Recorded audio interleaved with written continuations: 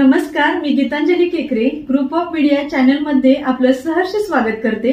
पाहूयात आजची एक महत्त्वाची बातमी। नैतिक शिक्षणामुळे मुलांचा सर्वांगीण विकास होईल। भगवान भाई चारित्र्य घडवणे, असत्याकडून सत्याकडे वाटचाल करणे, बंधनातून मुक्तीकडे वाटचाल करणे हा शिक्षणाचा मूळ उद्देश आहे। परंतु आजचे शिक्षण भौतिकवादाकडे नेत आहे। भौतिक शिक्षणाने भौतिकता प्राप्त होते आणि नैतिक शिक्षणातून चारित्र्य घडते। सध्याच्या काळात शारीरिक शिक्षणासोबतच मुलांना नैतिक शिक्षणाची गरज आहे। शारीरिक शिक्षणातून शारीरिक विकास होईल आणि नैतिक शिक्षणाने सर्वांगीण विकास होईल असे ते म्हणाले। असे प्रतिपादन राजस्थानच्या माउंट आबू येथील प्रजापिता ब्रह्माकुमारी ईश्वरीय विश्वविद्यालयाचे ब्रह्माकुमार भगवान भाई यांनी केले। ते कोडोली हायस्कूल कोडोली येथील विद्यार्थ्यांना जीवनात नैतिक शिक्षणाचे महत्त्व या विषयावर मार्गदर्शन करताना बोलत होते। झंडारोहण करने से, पीरियड करने से, गीत गाने से ऊपर वाले खुश नहीं होंगे। इस 15 अगस्त में कुछ नया करना।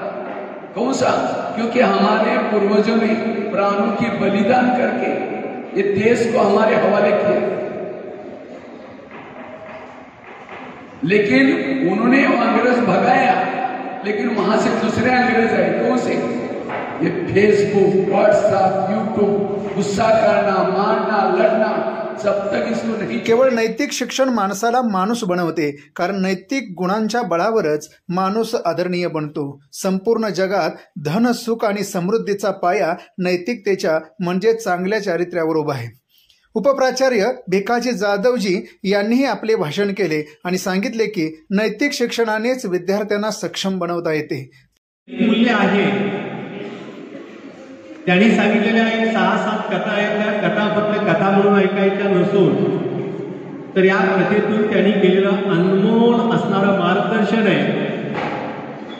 एका कथेमधून एक मूल्य आपल्यामध्ये पोहोचवण्याचा त्यांनी प्रयत्न केलेला आहे।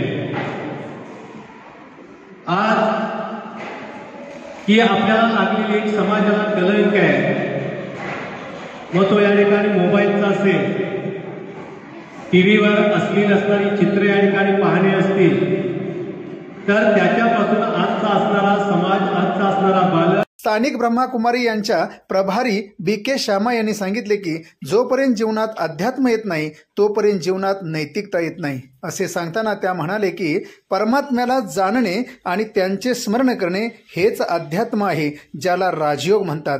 कार्यक्रमाची सुरुवात स्वागताने झाली आणि शेवटी BK भगवान भाईजी यांनी मनाची एकाग्रता वाढवण्यासाठी राजयोग ध्यान देखील केले। कार्यक्रमाला ज्येष्ठ शिक्षक दत्ता पाटील, लक्ष्मण पाटील सर, सुतार सर उपस्थित होते।